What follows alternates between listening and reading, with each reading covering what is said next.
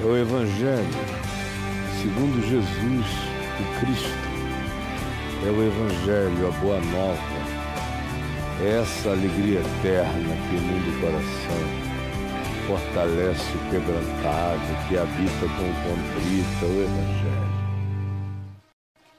E hoje eu vou ler na carta de Paulo aos Efésios, no capítulo 4, do verso 17 ao verso 24, que diz assim: isto, portanto, e esse portanto evoca, portanto, o contexto que Paulo tinha dito antes, que era sobre dilatar Jesus, o conhecimento, expandir o entendimento, conhecer as coisas que estão para além do racional, mergulhar pela fé naquilo que excede a própria compreensão, aprender o significado da harmonia, da unidade, de seguir a verdade em amor, para crescermos juntos na imagem e na semelhança de Cristo Jesus,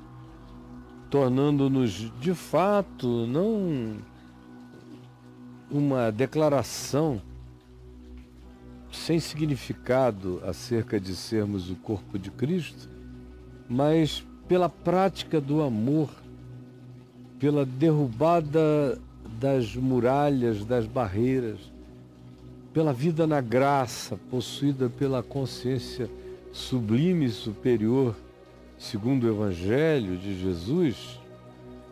Assim sendo, Paulo diz: então, portanto, digo o que digo agora para vocês, e no Senhor, em Cristo, eu testifico. Uma palavra forte, testifico. É uma palavra de um ser sem tergiversações, sem titubeâncias. Testifico. É uma palavra que agride, especialmente os intelectuais, os mais acadêmicos, que vivem da angústia duvidosa e da dúvida angustiosa. Essa palavra testifico soa ofensiva. Parece que para você ser sensível, ser humano, você tem que ter alguma dúvida, alguma angústia. Você tem que se jogar assim numa aposta com a fé, porque pega mal você ter uma fé que seja certeza e não em quem sabe. Pega mal. Não é cult. O que é cult é quem sabe as coisas são como a gente espera que elas sejam, e elas apareçam e se tornem conforme a nossa utopia projetada acerca das coisas que não existem, mas que as nossas utopias projetadas se realizem. É o melhor que se pode dizer, porque não é moderna, nem pós-moderna, e nem é da sociedade líquida qualquer certeza. E quem as tenha é tosco, é bruto, é presunçoso. É cult ter agonias duvidosas. E quem não as tenha, frequentemente é mal interpretado como arrogante, presunçoso. Mas a fé é a certeza das coisas que se esperam, e a firme convicção de fatos que se não veem. O resto é o modelo existencial dessa era, desse tempo líquido. Por isto, Paulo diz, digo, porque também é uma afirmação peremptória. Ele não pede licença, gostaria de dizer, eu acho. Não, digo, e no Senhor testifico, que não mais andeis, isso é possível, que não mais andeis como também andam os alienados, os que não têm nenhuma referência, os que não conhecem a matrix do Evangelho, o modal eterno da Boa Nova, que se traduz em amor, em compaixão, em justiça, em graça, em perdão, em inclusão, em misericórdia. Não andem como andam os gentios. Os gentios é que Jesus diz, só amam aqueles que os amam de volta, só toleram aqueles que são parecidos com eles, só defendem o direito daqueles que chamam de direito as mesmas coisas que eles convencionaram chamar. Os pagãos é que só dizem que está tudo legal para aqueles que sejam completamente a projeção moral das suas arrogâncias, dos seus supremacismos, das suas superioridades. Esses são os pagãos, segundo Jesus. Jesus disse, vocês têm que amar o inimigo e orar pelos que vos perseguem, para que vos torneis. É condição sine qua non, para que vos torneis. Essa é a evangelização de Jesus. Não a dos evangelistas da igreja que dizem levante a mão. Jesus diz, ame o inimigo e ore pelo que persegue você para que você se torne filho de Deus. Se torne filho de Deus. No meio dessa geração perversa, você se torne filho de Deus. Porque se amardes os que vos amam e tratardes bem aos que vos tratam bem, que diferença faz? Até os alienados fazem isso.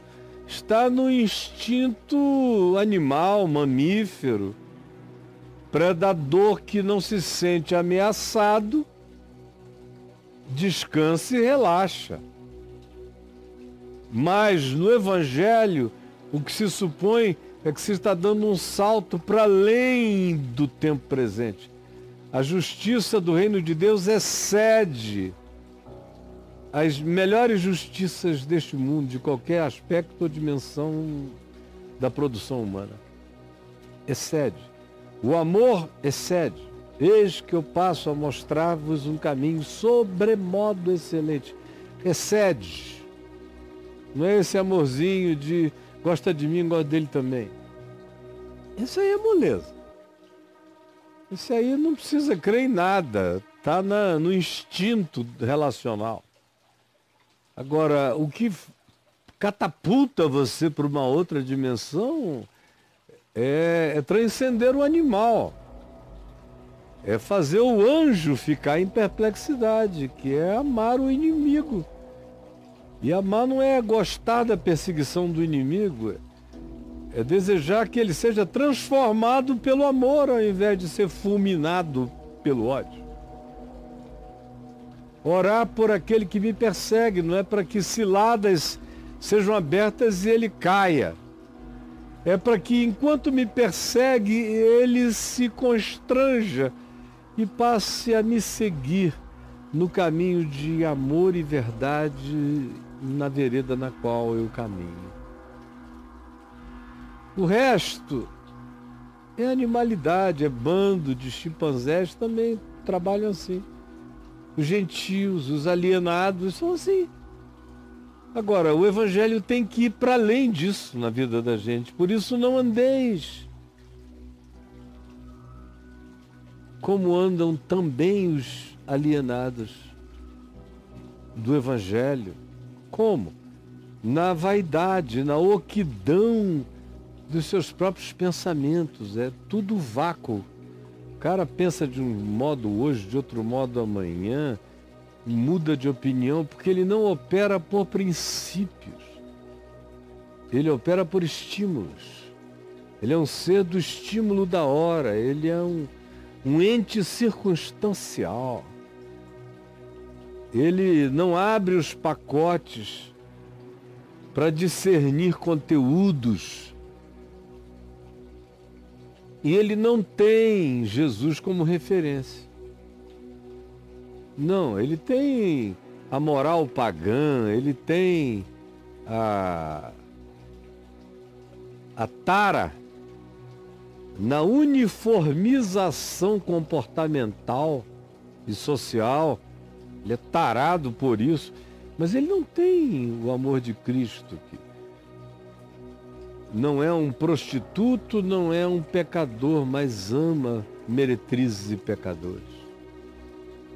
Ele não conhece isso. Só o Evangelho, entrando na gente, nos põe para além da lei, do legalismo, ou de qualquer que seja o ismo que produza esse condicionamento animal,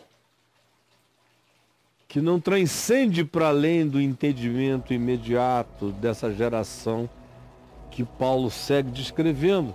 Não só que anda na vaidade dos seus próprios pensamentos, na luxúria, filhos do capricho da hora, do momento, obscurecidos, entrevados e nevoados no entendimento. A compreensão nunca alcança. É como quem vai andando na névoa, na neblina, não vendo nada. Só um palmo adiante. Isso é andar obscurecido no entendimento, sem percepção, sem profundidade. Obscurecidos de entendimento, alheios à vida de Deus, ao significado de Deus, à realidade de Deus, à imanência de Deus, à presença de Deus, à graça de Deus, à soberania de Deus, alheios, não sabem nada. Deus para eles cabe num sinal, ou numa mandinga, ou em qualquer que seja o nicho sagrado, ou num culto visitado, ou num dízimo dado. Deus é assim para esse cuja mente é pagã, é totalmente alienada à vida de Deus por causa de quê? Da ignorância em que vive. É muita ignorância. É muita ignorância, que significa falta de conhecimento. É o ignorar. É a antítese da palavra gnosis, que significa conhecer. É o não conhecer. É existir sem saber de nada. Sem nenhuma definição de significado pessoal. De por que eu estou aqui, o que eu estou fazendo aqui, como eu devo viver aqui, para onde eu vou. Totalmente incapaz de responder essas questões essenciais da existência, as básicas. Isso é viver alheio à vida, ao sentido de Deus, por causa da ignorância em que existem em estado de ignorância, obscurecidos, não veem nada. Vaidosos que não veem nada, não sabem de nada, não discernem nada. Por quê? Pela dureza dos seus corações. Porque as emoções se blindaram, os sentimentos se blindaram e os pensamentos da compaixão se amorteceram. E os corações assim se endurecem, os quais, tendo se tornado insensíveis, olha só como é a viagem da insensibilidade, basta seguir a oquidão do capricho da pulsão que você chama pensamento, que é só o que me bateu na cabeça, melhor seria dito. andando conforme aquilo que lhe bate na cabeça, sem chegar um palmo adiante, alienados do significado da lei da vida, da vontade de Deus, que não é doutrina, nem mandamento de homem, é significado capaz de responder de onde eu vim, o que eu estou fazendo aqui, como eu devo viver aqui, para onde eu vou. Essas questões básicas. Ignoram-nas todas, porque o coração entrou no processo dessa retroalimentação. Quanto mais se vive assim, mais insensível a gente se torna. Menos a gente enxerga, menos a gente pensa, menos a gente tem de profundidade, mais alienado a gente se torna, mais entorpecido e desensibilizado, endurecido se torna o coração. Os quais, tendo se tornado insensíveis, perderam a sensibilidade, o discernimento total. O cara vai na direção em que se diz que o trend, que é a moda, que a tendência indica. E ele não tem uma pergunta a fazer, ele só vai, ela só segue. E à medida em que se vai existindo assim, a vida vai perdendo a sensibilidade, absolutamente. A gente se torna insensível. Depois de um tempo, tudo é normal, a gente não carrega mais nenhuma capacidade de discernir. Os nossos incômodos no máximo se tornam aqueles vinculados a agressões ou violências, ou quase isso que a gente sofre. Do contrário, a partir do olhar para dentro, em relação às mentiras que a gente fala, aos enganos, aos pensamentos perversos que a gente desenvolve, tudo isso que habita a interioridade, o cara se dessensibiliza. Se ninguém estiver sabendo, tudo é válido no porão obscuro da minha maldade interior. E aí a gente se entrega à dissolução, para com avidez, com compulsão, ou como diz o texto grego, com entusiasmo, a gente vem a cometer toda sorte de impurezas, que no linguajar bíblico é todo tipo de abuso em relação ao significado original da vida. Aí você mergulha em todos os tipos de swing, de suruba, de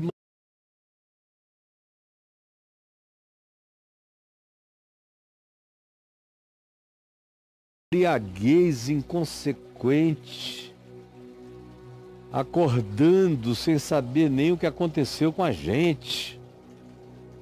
Isso é que a dissolução promove, porque ela tira toda a solução da lucidez, do caráter, do discernimento, do pensamento, se esvai quando você se entrega a esse processo. Entregaram-se à dissolução, porque é uma entrega, é um abandono. Você diz, let it be. Já estou aqui, vamos lá. E topa tudo. A dissolução topa tudo, e topa com avidez, com tesão, cometer todo tipo de desconstrução contra a natureza, a dignidade, o caráter do indivíduo, a individualidade dele e o respeito dele por ele mesmo se foram. Ele já não se encontra. Ele se liquefez. A palavra dissolução pressupõe liquefação. Perdeu a densidade. E com ela, muitas vezes, a identidade total. Porque quem pode manter uma identidade minimamente saudável vivendo nesse estado que conduz à dissolução, à perda da solução identitária?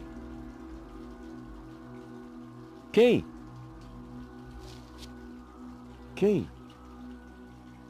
É interessante que esse texto aqui nos mostra que tanto faz por onde o caminho começa, o resultado é sempre o mesmo. Porque você pode lê-lo ao contrário e ele produz o mesmo resultado. Por exemplo, você pode dizer: não se entregue à dissolução, porque ela gerará avidez, que levará você a toda sorte de impureza. A gente começa daqui. O que vai produzir um coração completamente insensível, porque a dissolução perde a solução, a sensibilidade do discernimento entre o que edifica e o que não edifica, entre o que faz bem e o que destrói. Isso conduz a uma vida cada vez mais alienada dos princípios de Deus e mergulha você numa maneira de ver a vida sem nenhuma profundidade. Você é como um cara obscurecido que não consegue enxergar a própria mão na escuridão, o que leva você cada vez mais profundamente a andar apenas conforme a pulsão da vacuidade dos seus pensamentos, que é o modo de viver do mundo. Eu não estou falando do mundo com os pensamentos da religião, não tenho nada a ver com religião, eu penso segundo Jesus, segundo o Evangelho. O mundo para Jesus, segundo o Evangelho, tem a ver com todo mundo que vive desse modo, esteja dentro da religião, fora da religião, se diga crente ou seja ateu, viveu assim, é mundo, é um gentio, que não é uma categoria para ser distinguida do ponto de vista racial, etnológico, ou de nenhuma natureza separatista, não. O gentio é uma categoria de alienação, são os alienados do conhecimento do amor de Deus, do que Deus ensinou em Jesus como objetivo e prática e significado da existência humana. Então, tanto faz se você vai de baixo para cima ou de cima para baixo, você chega no mesmo lugar. A saber, oco, pensamentos sem conteúdos, vida sem perspectiva, profundidade no entendimento, cada vez mais alheio do significado e do valor validador e significante do que seja a vida de Deus operando em nós e nos ativando para o que seja a vida de Deus na gente, o que nos remete invariavelmente para um estado de entorpecimento de coração, o que nos torna insensíveis, cada vez menos sensíveis, com cada vez menos capacidade, tanto de discernimento pelo que se vê, como o discernimento do que se sente. Isso nos abisma na perda total de solução espiritual, psicológica e identitária. O que abre a nossa vida para um viver sem os conteúdos do caráter. Ao contrário, nos deixam no desejo, na avidez, na compulsividade do cometer torpezas. Isso tudo se a gente decidir que o Evangelho tem a ver apenas com ser batizado, com dar o dízimo e oferta num lugar, não deixar de frequentar uma vez por semana pelo menos alguns cultos e se identificar com uma certa fraternidade, uma agremiação que diz se reunir em nome de Jesus. Se você pensar que isso é evangelho, a sua vida não vai deixar de ser isso aqui. Você continua a ser um gentil cristão, um pagão cristão, um cristão pagão, como a grande maioria esmagadora daqueles que dizem que são filhos do cristianismo e que confessam o nome de Jesus, são seres dessa natureza. A maioria, infelizmente, eu estou dizendo, não é por suposição. Antes de você nascer, eu estava aqui, de todo o coração. E o que eu posso dizer, e testifico e digo, sem titubear, é que a maioria vive assim. Anda assim, em nome de Jesus, anda segundo a vaidade dos seus próprios pensamentos, ou do seu mover, ou de quem está ouvindo, não quer nem saber o que Jesus disse ou não disse, é tudo vento. Ainda chamam isso de vento, de sopro. Vão andando e vão se jactando de terem novas revelações, novos moveres, mas é vaidade do seu pensamento. Só isso. Você já mudou tanto que quem quer que te observe vai ver que as suas convicções são da profundidade daqueles que trocam de roupa 3 vezes ao dia. E você não sabe nada. Seu entendimento é turvo. Por isso, qualquer coisa que se diga, você crê e você segue. A sua existência é alheia ao conhecimento de Deus. Você se tornou um ignorante, sem discernimento, embrutecido. O que prevalece é a dureza do coração, é a raiva, é a vingança, é o troco. É esse direito adquirido, que tem a ver com o mundo animal, mas não com a transcendência do reino de Deus, que excede a essas limitações, a essas contingências tão apenas de Charles Darwin, tão apenas da evolução natural, tão apenas da sobrevivência dos mais fortes. Você não passa disso, mas faz isso em nome de Jesus e vai ficando com o coração pedrado. A percepção embotada, insensível. Cara, você não se comove com nada. E prova disso é a dissolução que te atingiu. Você pode me odiar daí, mas quem está pregando o evangelho aqui, na presença de Deus, com temor e tremor, buscando viver com pureza de coração, é esse a quem você odeia. E você que está aí me ofendendo é o que está entregue à dissolução. Perdeu a solução, não sabe quem é. Por isso é que, em nome de Jesus, você odeia tanto. Porque você não sabe quem você é, você não tem identidade. Não tem a identidade de Cristo em ti. Não tem a identidade do Evangelho, não tem o penhor do Espírito. Por isso você existe nessa dissolução ávida. E a tua alma é tão cheia de desejo lascivo, de concupiscência maligna, como você sabe. No entanto, aqui se diz, Paulo prossegue, mas não foi assim que aprendestes a Cristo. Não foi assim que aprendestes no Evangelho. Não foi assim. Não foi assim. Como foi? Eu vou te contar amanhã. Não foi assim que aprendestes a Cristo. Amanhã eu sigo do verso 20 até o verso 24.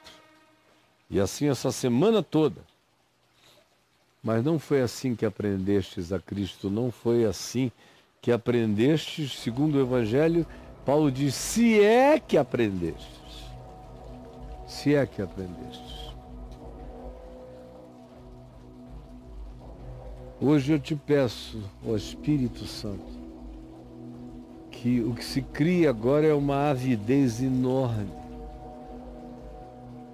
pelo desejo de conhecer o significado do Evangelho, que transforma a vida, que nos leva de animais ávidos, concupiscentes, insaciáveis,